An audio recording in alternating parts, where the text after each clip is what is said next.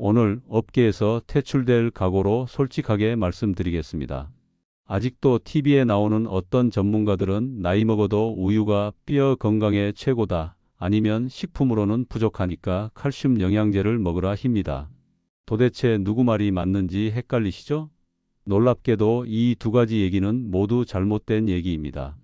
더 중요한 사실이 따로 있거든요. 이렇게 소위 말하는 전문가들, 병원, 약사 그 누구도 여러분께 이렇게 정확하게 얘기해 주지 않습니다. 왜냐하면 여러분이 잘 모르고 헷갈려야 그들이 돈을 벌거든요. 저 역시도 매일 아침 우유 한 잔씩 마시면 칼슘이 쌓여서 뼈가 튼튼해진다고 생각했죠. 그런데 30년 동안 뼈 건강을 연구해온 박사로서 수천 명의 데이터를 직접 분석하면서 알게 됐습니다. 그 믿음이 반은 맞고 반은 틀리다는 걸요. 우유 속 칼슘은 분명 많습니다. 하지만 문제는 흡수율이에요. 우리 몸이 실제로 받아들이는 칼슘의 양은 생각보다 훨씬 적거든요. 우유의 칼슘 흡수율은 약 30% 정도입니다.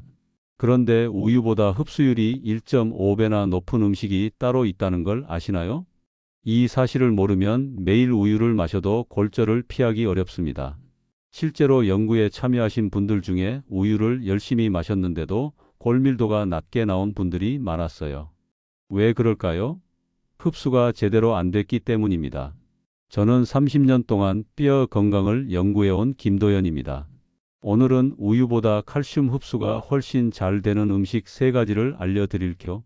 이 음식들은 우리 식탁에서 흔히 볼 수 있는 것들인데 대부분 그 가치를 모르고 지나치시더라고요. 특히 마지막에 소개할 하루 루틴은 실제로 제 연구 참여자들의 골밀도를 눈에 띄게 올렸던 방법입니다. 이분들은 우유 대신 이 음식들로 바꾸고 나서 6개월 만에 골밀도 수치가 정상으로 돌아왔어요.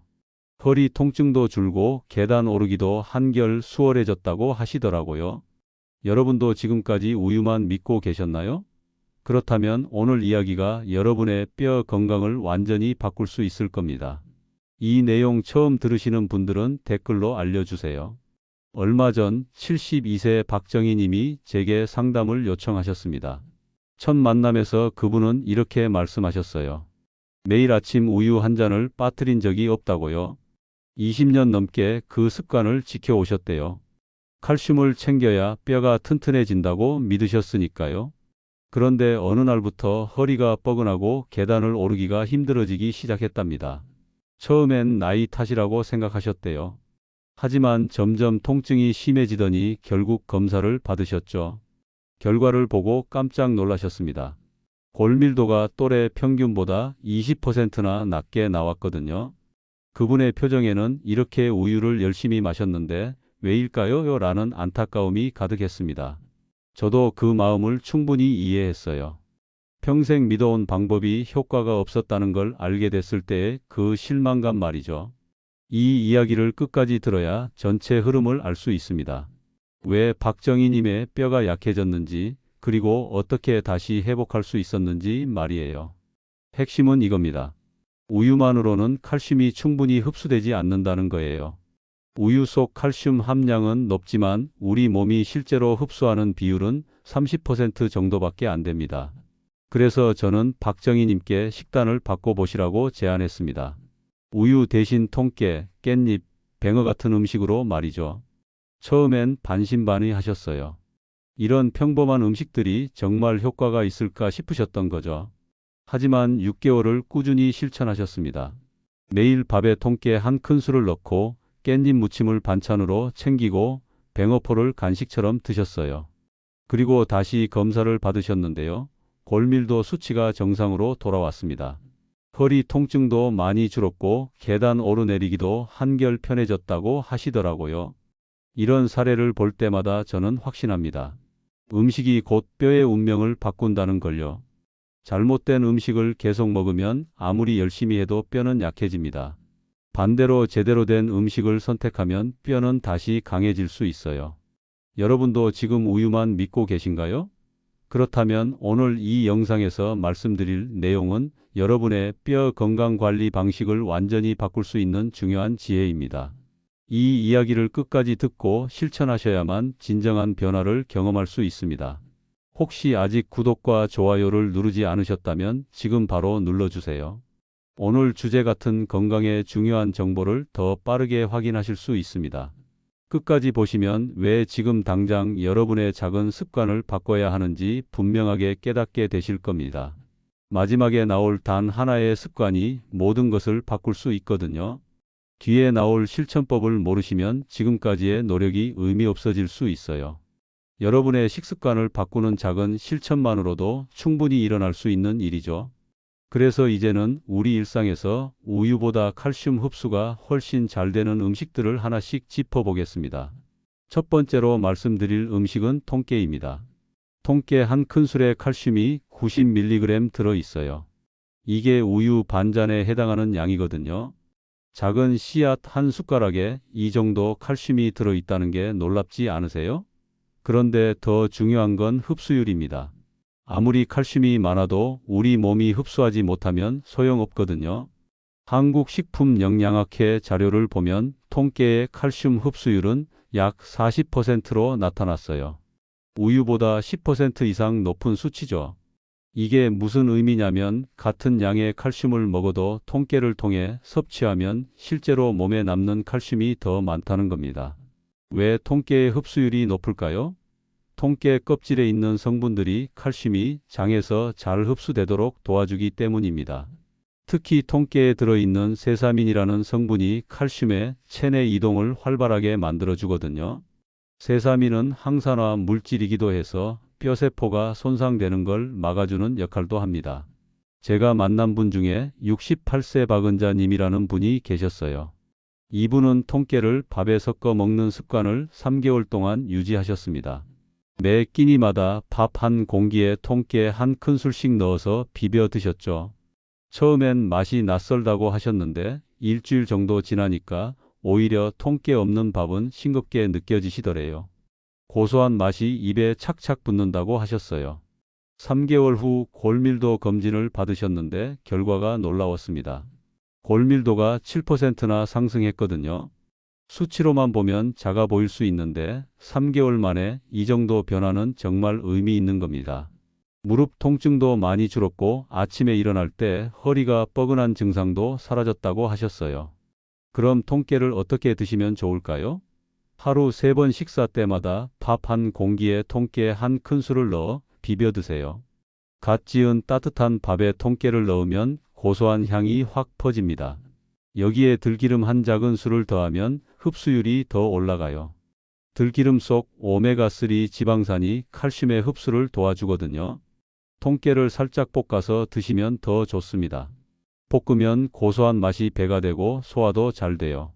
프라이팬에 기름 없이 약한 불에서 3분 정도만 볶으면 됩니다. 톡톡 튀는 소리가 나고 고소한 냄새가 나면 다 된 거예요. 여기서 주의할 점이 있어요. 껍질 벗긴 참깨는 칼슘 함량이 절반 이하로 떨어집니다. 시중에 파는 하얀 참깨 말이죠. 그건 껍질을 벗겨낸 거라서 칼슘이 거의 없어요. 반드시 껍질째 된 통깨를 선택하셔야 합니다. 검은색이나 갈색을 띠는 게 진짜 통깨예요. 마트에서 살 때 꼭 껍질째라고 적힌 제품을 고르세요. 여러분은 평소 밥에 통깨를 넣어 드시나요? 아직 안 해보셨다면 오늘 저녁부터 시작해 보세요. 두 번째 음식은 깻잎입니다. 깻잎 10장에 칼슘이 210mg 들어있어요. 이게 우유 한 잔보다 많은 양입니다. 깻잎 10장이면 한 끼에 충분히 먹을 수 있는 양이죠. 쌈으로 먹으면 금방 먹을 수 있어요. 게다가 흡수율은 45%나 돼요. 통깨보다도 5% 더 높죠. 오늘 소개하는 3가지 음식 중에서 흡수율이 가장 높은 게 바로 깻잎입니다. 깻잎이 이렇게 효과적인 이유가 뭘까요?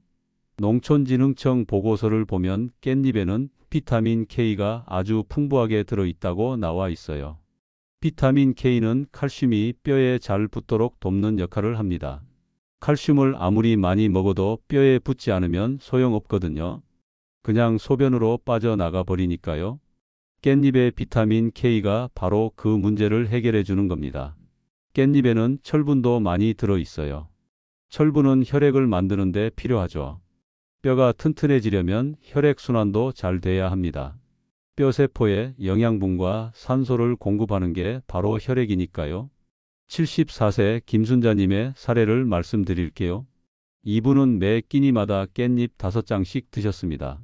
쌈으로 드시기도 하고 무침으로 만들어 드시기도 하셨어요. 아침엔 깻잎 2~3장을 쌈으로 드시고 점심엔 깻잎 무침을 반찬으로 드셨죠. 저녁에도 고기 먹을 때 깻잎 쌈을 꼭 곁들이셨대요. 3개월 뒤에 검사를 받으셨는데 무릎 통증이 현저히 줄었다고 하시더라고요. 전에는 무릎이 시큰거려서 계단 오르기가 두려우셨대요. 난간을 꼭 잡아야 했고 한 계단씩 천천히 올라가야 했죠. 그런데 깻잎을 꾸준히 드시고 나서는 계단 오르내리기가 한결 편해졌고 골밀도 수치도 개선됐습니다. 깻잎은 어떻게 먹는 게 좋을까요?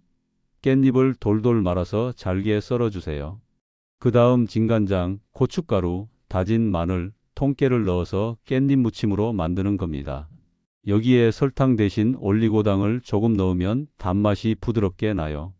여기서 중요한 건 통깨를 함께 넣는다는 점이에요. 통깨의 칼슘과 깻잎의 비타민 K가 만나면 시너지 효과가 납니다. 칼슘 흡수율이 더 높아지는 거죠. 한 가지 음식만 먹는 것보다 2가지를 함께 먹으면 효과가 배가 됩니다. 참기름이나 들기름을 조금 넣으면 깻잎의 영양소 흡수가 더 잘 됩니다. 깻잎의 비타민들은 지용성이라서 기름과 만나야 우리 몸에 잘 흡수되거든요. 들기름 한 작은술만 넣어도 충분해요. 주의하실 점은 깻잎을 너무 오래 보관하면 안 된다는 겁니다. 시간이 지나면 영양소가 줄어들어요. 사온 지 3일 안에 드시는 게 좋습니다. 냉장고에 넣어두더라도 일주일이 넘으면 비타민이 절반 이하로 떨어지거든요. 깻잎은 가능하면 자주 사서 신선하게 드시는 게 최선입니다. 여러분은 깻잎을 생으로 드시나요? 무침으로 드시나요? 어떤 방법이든 좋으니 자주 드시는 게 중요합니다. 세 번째 음식은 뱅어입니다. 뱅어 한 줌, 그러니까 20g 정도의 칼슘이 약 400mg 들어있어요. 이게 우유 2잔 분량입니다. 작은 생선 한 줌에 우유 2잔만큼의 칼슘이 들어있다니 놀랍지 않으세요? 뱅어는 뼈째 먹는 생선이라서 칼슘이 엄청나게 많이 들어있습니다. 일본 영양학회에서 발표한 연구를 보면 뱅어의 칼슘 흡수율이 35% 이상으로 나타났습니다. 우유보다 5% 높은 수치예요. 게다가 뱅어에는 비타민 D가 풍부하게 들어있어요. 비타민 D는 칼슘이 장에서 흡수될 때 반드시 필요한 영양소거든요. 비타민 D가 없으면 칼슘을 아무리 먹어도 흡수가 안 됩니다. 그래서 뱅어는 칼슘과 비타민 D를 동시에 공급하는 완벽한 식품인 셈이죠. 실제 체내 이용률은 더 높다고 볼 수 있습니다. 뱅어에는 단백질도 풍부합니다. 단백질은 뼈를 구성하는 기본 재료예요. 뼈는 칼슘만으로 만들어지는 게 아니거든요. 단백질이 뼈대를 만들고 그 위에 칼슘이 쌓이는 구조입니다. 70세 조정수님의 경험을 들려드릴게요. 이분은 넘어지셔서 손목에 금이 갔던 적이 있으셨어요. 뼈가 약해서 가벼운 충격에도 쉽게 다치셨던 거죠. 넘어질 때 손으로 땅을 짚었을 뿐인데 손목뼈에 금이 갔어요. 골밀도를 측정해 보니 정상보다 많이 낮았습니다. 회복 기간 동안 뱅어포 볶음을 반찬으로 즐기셨는데 골절 후 회복이 예상보다 훨씬 빨랐습니다. 보통 이 나이에 뼈가 붙는데 2달 이상 걸리는데 조정수님은 1달 반 만에 거의 회복되셨어요. 주치의도 놀랄 정도였대요. 이게 다 꾸준히 칼슘을 보충한 덕분이었죠. 뱅어는 어떻게 먹으면 좋을까요? 가장 간단한 방법은 에어프라이어에 5분 정도 구워서 간식처럼 드시는 겁니다. 180도에서 5분만 돌리면 바삭하게 구워져요. 바삭하게 구워지면 고소한 맛이 일품이에요. 과자처럼 그냥 집어 먹을 수 있어서 편합니다. 아니면 참기름과 다진 마늘을 넣어서 가볍게 볶아 밥 반찬으로 활용하셔도 좋습니다. 프라이팬에 참기름 2스푼을 두르고 마늘을 볶다가 뱅어를 넣고 3분 정도 볶으면 됩니다. 간장 1스푼, 올리고당 반 스푼을 넣으면 달짝지근하고 고소한 맛이 나요. 뱅어포를 살 때는 국내산을 선택하세요. 수입산은 염분이 너무 높은 경우가 많거든요. 뱅어는 원래 은빛 광택이 나는데 수입산은 색이 탁하거나 누렇게 변한 경우가 있어요. 그리고 색깔이 너무 하얗거나 인위적으로 보이면 피하시는 게 좋아요. 표백제를 쓴 경우도 있거든요. 자연스러운 은빛을 띠는 게 신선한 뱅어입니다. 여기서 주의할 점이 있습니다. 뱅어는 나트륨이 많아요. 특히 말린 뱅어포는 염분 함량이 높습니다. 하루 한 줌 이상은 피하세요. 너무 많이 드시면 나트륨 때문에 오히려 칼슘이 소변으로 빠져나갈 수 있거든요. 나트륨은 칼슘을 몸 밖으로 배출시키는 작용을 하거든요. 적당량이 중요합니다. 뱅어포 집에서도 자주 드시나요? 간식으로 생각하시고 조금씩 자주 드시면 좋습니다. 이렇게 세 가지 음식만 꾸준히 드셔도 뼈 건강이 놀랍게 달라질 수 있습니다. 통깨, 깻잎, 뱅어는 우리 식탁에서 쉽게 구할 수 있는 음식들이에요. 비싸지도 않고 조리법도 간단하죠. 마트에 가면 다 구할 수 있고 가격도 부담스럽지 않아요. 이제 이 음식들의 흡수를 2배로 높이는 방법을 알아보겠습니다. 지금부터가 오늘 영상의 가장 중요한 부분이니 조금만 시간을 내어 집중해 주시면 칼슘 흡수율을 높일 수 있는 꿀같은 정보를 얻어가실 수 있습니다.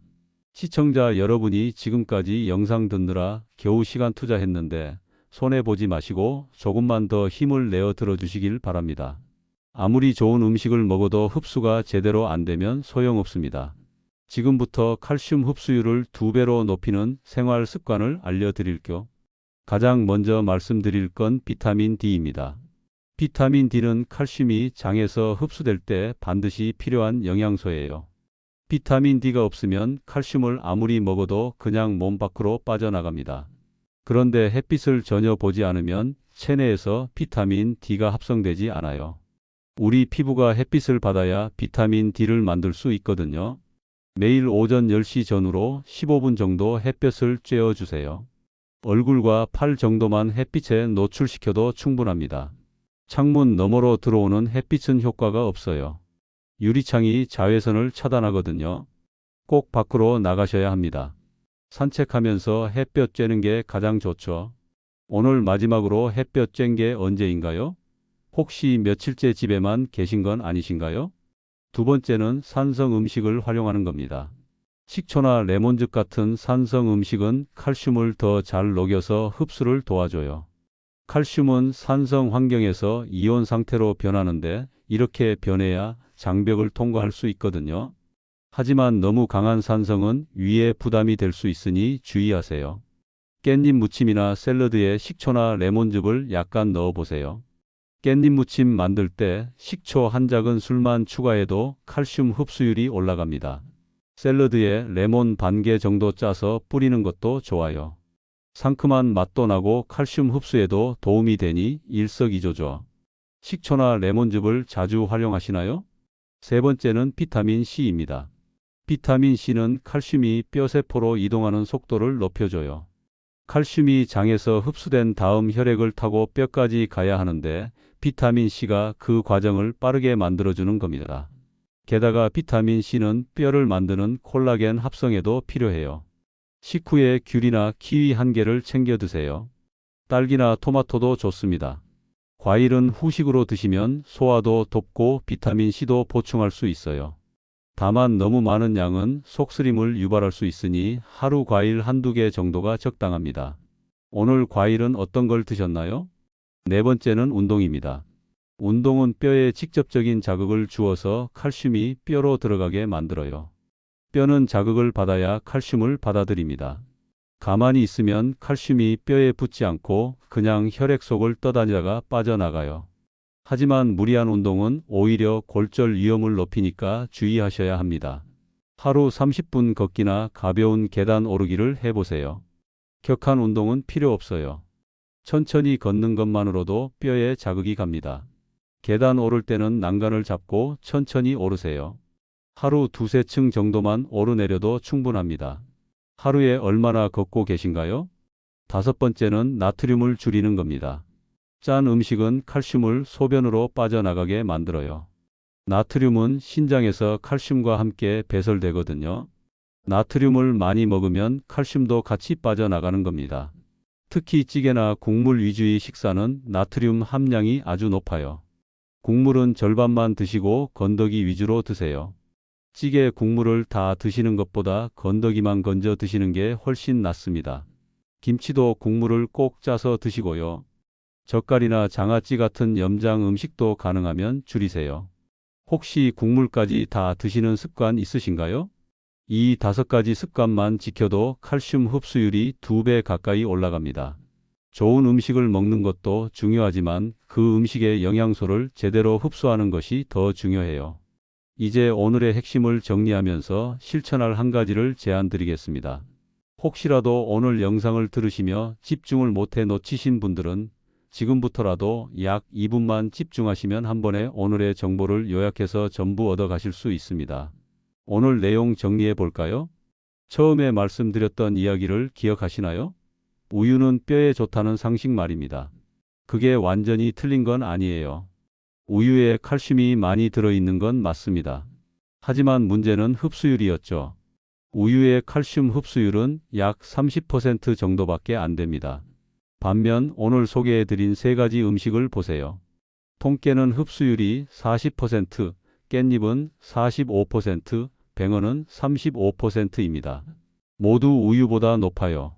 같은 양의 칼슘을 먹어도 실제로 몸에 남는 칼슘이 훨씬 많다는 뜻이죠. 통깨 한 큰술에는 90mg의 칼슘이 들어있고 깻잎 10장에는 210mg, 뱅어 한 줌에는 무려 400mg이 들어있습니다. 이 3가지만 하루 식단에 포함시켜도 충분한 칼슘을 섭취할 수 있어요. 여기에 칼슘 흡수를 높이는 5가지 습관까지 더하면 효과가 배가 됩니다. 햇빛 쬐기, 산성 음식 활용하기, 비타민C가 풍부한 과일 먹기, 가벼운 운동하기, 나트륨 줄이기였죠. 이 5가지는 특별한 노력이 필요한 게 아니에요. 일상에서 조금만 신경 쓰면 충분히 할 수 있는 일들입니다. 그럼 반대로 생각해 볼까요? 만약 여러분이 계속 우유만 믿고 다른 음식은 신경 쓰지 않는다면 어떻게 될까요? 72세 박정희님처럼 20년 넘게 우유를 마셔도 골밀도가 또래 평균보다 20%나 낮아질 수 있습니다. 허리가 뻐근하고 계단 오르기가 힘들어지죠. 넘어지면 쉽게 골절이 생기고 회복도 느려집니다. 나트륨을 계속 많이 섭취하면 칼슘이 소변으로 빠져나갑니다. 아무리 칼슘을 챙겨 먹어도 나트륨이 그걸 다 빼앗아 가는 거예요. 찌개 국물을 매일 다 드시고 젓갈이나 장아찌를 자주 드시면 뼈는 점점 약해질 수밖에 없어요. 햇빛을 전혀 보지 않으면 비타민 D가 합성되지 않습니다. 비타민 D가 없으면 칼슘을 아무리 먹어도 흡수가 안 돼요. 그냥 장을 통과해서 빠져나가 버리죠. 집에만 계시는 분들이 골다공증에 걸리는 이유가 바로 이겁니다. 운동을 전혀 하지 않으면 뼈가 자극을 받지 못합니다. 뼈는 자극이 있어야 칼슘을 받아들여요. 하루 종일 앉아만 계시면 칼슘이 뼈로 가지 않고 혈액 속을 떠돌다가 빠져나갑니다. 그러다 보면 골밀도는 계속 낮아지고 작은 충격에도 골절이 생기는 거죠. 반대로 제대로 관리하면 어떻게 될까요? 68세 박은자님처럼 3개월 만에 골밀도가 7% 상승할 수 있습니다. 무릎 통증이 줄고 허리 뻐근함이 사라져요. 계단 오르기가 한결 편해지고 아침에 일어날 때 몸이 가벼워집니다. 74세 김순자님은 깻잎을 꾸준히 드시고 무릎 통증이 현저히 줄었어요. 전에는 난간을 꼭 잡아야 계단을 오를 수 있었는데 이제는 혼자서도 거뜬합니다. 골밀도 수치도 개선됐죠. 70세 조정수님은 뱅어포를 즐기면서 골절 후 회복이 빨라졌습니다. 보통 이 나이에는 뼈가 붙는데 2달 이상 걸리는데 1달 반 만에 거의 회복되셨어요. 추치의도 놀랄 정도였죠. 이 모든 변화가 음식 때문에 일어난 겁니다. 약을 먹은 것도 아니고 특별한 치료를 받은 것도 아니에요. 그냥 매일 먹는 음식을 바꿨을 뿐입니다. 우유 대신 통깨, 깻잎, 뱅어를 선택했고 햇빛을 쬐고 가볍게 걸었을 뿐이에요. 오늘 당장 실천할 수 있는 한 가지를 제안드립니다. 저녁 밥 한 공기에 통깨 한 큰술을 뿌려보세요. 그게 전부예요. 어렵지 않죠? 통깨 한 큰술이면 됩니다. 마트에서 통깨 한 봉지 사서 식탁에 두세요. 밥 먹을 때마다 한 큰술씩 뿌려서 비벼 드시는 겁니다. 그 한 숟가락이 여러분의 뼈 건강을 바꿉니다. 한 달만 꾸준히 해보세요.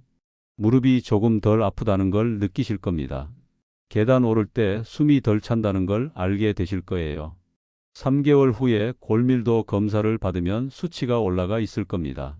오늘의 영상이 조금이라도 도움이 되셨다면 구독과 좋아요 버튼을 눌러주세요. 오늘의 구독, 좋아요 버튼은 여러분 그리고 주변 가족들의 건강을 지키는 소중한 버튼이 될 것입니다. 그리고 주변에 건강 걱정되는 지인이나 가족이 있다면 이 영상을 반드시 공유해 주세요. 한 사람의 생명을 구하는 버튼이 될 수 있습니다.